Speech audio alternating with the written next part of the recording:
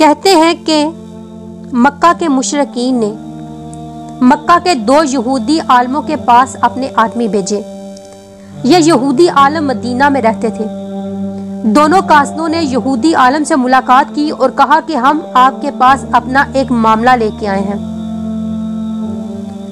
ہم لوگوں میں سے ایک یتیم لڑکا ہے، اس کا دعویٰ ہے کہ وہ اللہ کا رسول ہے۔ یہ سن کر یہودی عالم بولے کہ ہمیں اس کا حلیہ بتاؤ۔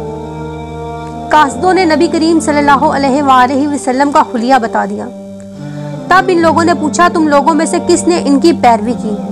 انہوں نے کہا کم درجے کے لوگوں نے۔ اب انہوں نے کہا تم لوگ جا کے ان سے 3 سوال کرو، اگر انہوں نے 3 سوالوں کے صحیح جواب دے دیے تو سمجھ لینا اللہ کا نبی ہے، اور اگر نہ جواب دے سکے تو سمجھ لینا وہ کوئی جھوٹا شخص ہے۔ پہلے ان میں سے ان نوجوانوں کے بارے میں سوال کرنا جو پچھلے زمانے میں کہیں نکل گئے تھے، یعنی اصحاب کہف کے بارے میں پوچھنا، ان کا کیا واقعہ تھا، اس لیے کہ ان کا واقعہ نہایت عجیب و غریب ہے۔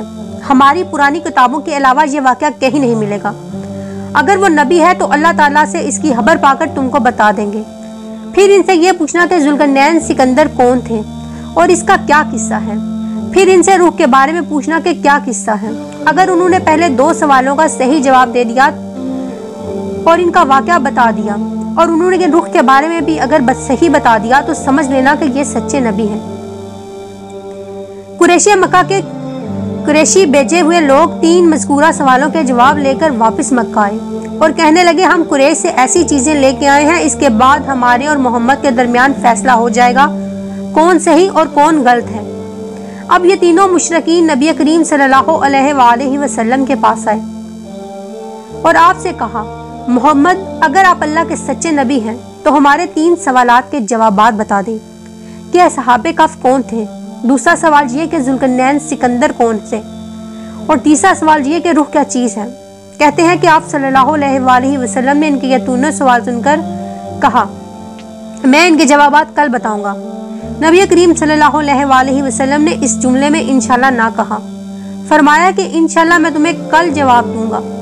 قریش کا کہنا ہے کہ وہ یہ جواب سن کر واپس چلیں گے۔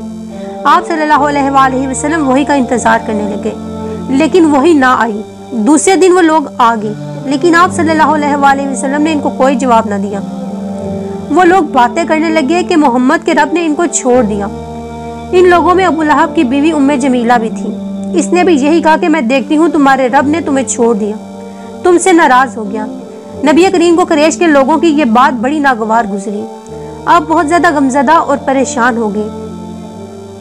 سورہ کہف لے کر حضرت جبرائیل نازل ہوئے، آپ کو ہدایت کی کہ آپ کسی کام کے بارے میں یوں نہ کہا کریں کہ کل کر دوں گا، بلکہ اللہ کے چاہنے کو ملا لیجئے، انشاءاللہ کہا کریں۔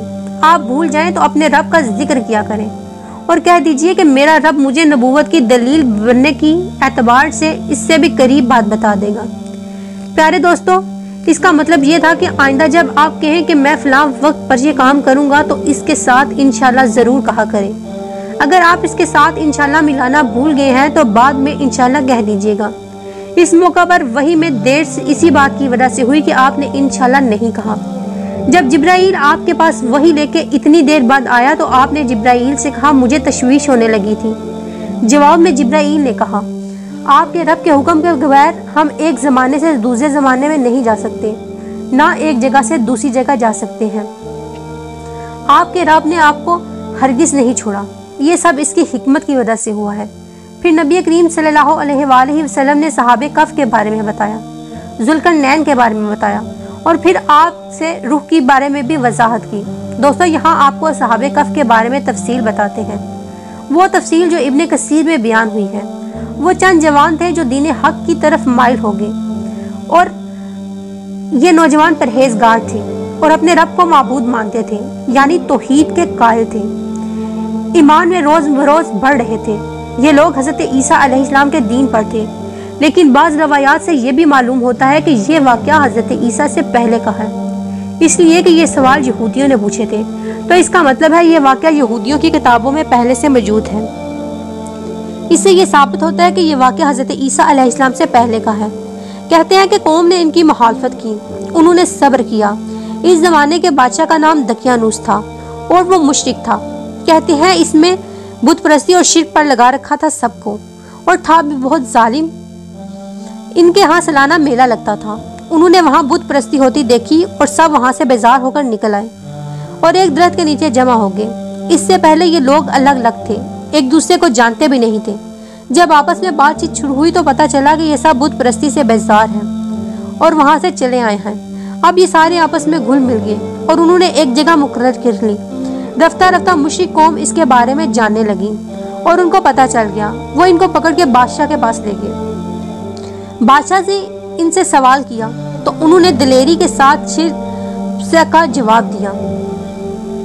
उन्होंने साफ अल्फाज में कह दिया कि हमारा रब वही है जो जमीन और आसमान का खालिक है और ये नामुमकिन है कि हम इनके सिवा किसी और की इबादत करें। इनकी साफ गोई पर बादशाह बिगड़ा। इसने इनको डराया, धमकाया और कहा अगर तुम बाज ना आए तो मैं तुम्हें सख्त सजा दूंगा।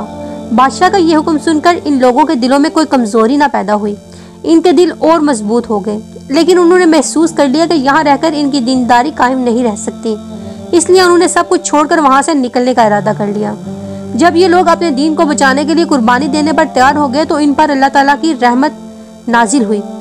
अल्लाह ताला ने फरमा दिया कि जाओ तुम किसी गाद में पनाह लो, तुम पर तुम्हारे रब की रहमत हो गई और वो तुम्हारे काम में आसानी और राहत पैदा फरमाएगा। बस ये लोग मौका पाकर यहाँ से भाग निकले और एक गार में जाकर पनाह ली और वो किसी को ना मिले। अल्लाह ताला ने इन लोगों को इनको देखने से आजिज कर दिया। फिर अल्लाह ताला ने इन पर नींद का गलबा कर दिया। अल्लाह ताला इन्हें करवटें बदलवाते रहते। इनका कुत्ता भी इनके साथ गार में था।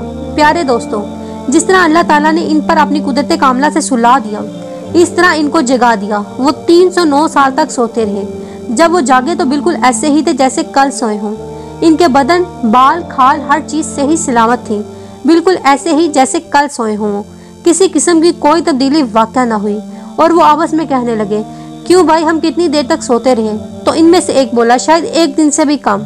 ये बात इसने इसलिए कही क्योंकि वो सुबह के वक्त सोया और रात के वक्त उठा था। और फिर इनमें से एक ने ये बात कहकर खत्म कर दी कि इसका सही इल्म तो अल्लाह को ही है। अब इनको शदीद भूख और प्यास का एहसास हुआ तो उन्होंने सोचा बाजार से कुछ मंगवाना चाहिए। पैसे इनके पास थे, इनमें से कुछ वो अल्लाह की राह पे खर्च कर चुके थे। इनमें से एक ने कहा, इनमें से कोई जाकर खाने के लिए कुछ ले आए और आते हुए इस बात का ख्याल रखे कि कहीं लोगों की नज़र इस पर ना पड़ जाए। सौदा खरीदते वक्त भी होशियारी से काम ले। अगर इनमें से किसी को मालूम हो गया तो हमारी है नहीं। दकिया न्यूज़ के आदमी अब हमें तलाश कर रहे होंगे। चुनाचे इनमें से एक बाहर निकला तो इसने सारा नक्शा बदला हुआ मिला। अब इसको क्या मालूम था कि वो 309 साल तक सोता रहा है। इसने देखा कोई भी चीज़ अपने हाल में मौजूद नहीं थी। वो हैरान और परेशान था कि कल रात को तो हम इस शहर को छोड़ के गए हैं, तो अब अचानक ये बदल कैसे गया? वो परेशान हो गया, जल्दी से दुकान पे गया और वहाँ से सौदा लिया। इसको पैसे दिए। जब दुकानदार ने सिक्का देखा तो हैरान रह गया और उसने अपने साथी दुकानदार को यह सिक्का दिखाया कि भाई जरा देखना ये सिक्का किस जमाने का है। इस तरह ये सिक्का सारे हाथों में घूमने लगा। कई आदमी जमा हो गए। उन्होंने इससे पूछा, तुमने ये सिक्का कहाँ से लिया और तुम किस मुल्क के रहने वाले हो? तो इसने कहा, मैं इसी शहर का रहने वाला हूँ और कल शाम को ही यहाँ से गया हूँ। यहाँ का बादशाह दकियानूस है। हम इसकी बात सुनकर हंस पड़े और कहने लगे, ये तो कोई पागल है, इसको बादशाह के पास ले चलो।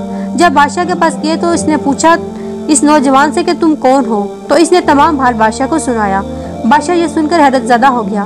बादशाह इस नौजवान से कहा, तुम हमें अपने बाकी साथियों के पास ले चलो और वो गार हमें दिखाओ जहाँ तुम लोग पहुँचे हो। तो बादशाह ने इन सब को बताया कि इस बादशाह की हुकूमत खत्म हुई 3 सदियाँ गुजर गई हैं और अब यहाँ अल्लाह के नेक बंदों की हुकूमत मौजूद है। बहरहाल दोस्तों, कहते हैं कि इन नौजवानों ने अपनी बाकी जिंदगी इसी गार में गुजारी और इसी में वफात पाई। बाद में इन लोगों के एजाज में इन लोगों ने इस पहाड़ी पर एक छोटी सी मस्जिद बनवा दी। बाज़ रवायात में है कि वो नौजवान जब बादशाह और दूसरे लोगों को लेकर गार के पास पहुंचा तो इसने इनसे कहा, आप लोग यहाँ रुके और मैं अंदर जाकर इनको इस बात से आगाह करता हूँ कि अल्लाह ताला ने इस पर वापस नींद तारी कर दी और इस गार का मुंह बंद कर दिया। इन पर अल्लाह ताला ने वापस नींद का गलबा तारी कर दिया। माशाल्लाह, इसको लोगों की नज़र में ना आए। सब लोगों को इसकी नज़र से और इस गार को भी लोगों की नज़र से छुपा दिया। वो लोग ख्याल जाहिर करते रहे कि वो लोग 7 थे और 8वां इनका कुत्ता था, और कुछ लोग कहते थे वो लोग 9 हैं और 10वां इनका कुत्ता था। दोस्तों, इनको इनकी सही गिनती का इल्म अल्लाह को ही है और अल्लाह ने फरमाया कि इस बारे में ज़्यादा बहस ना करें। اور نہ ہی ان کے بارے میں کسی سے دریافت کریں۔ ان کے بارے میں لوگ اپنے سے باتیں کرتے ہیں، کوئی صحیح دلیل ان کے بارے میں نہیں۔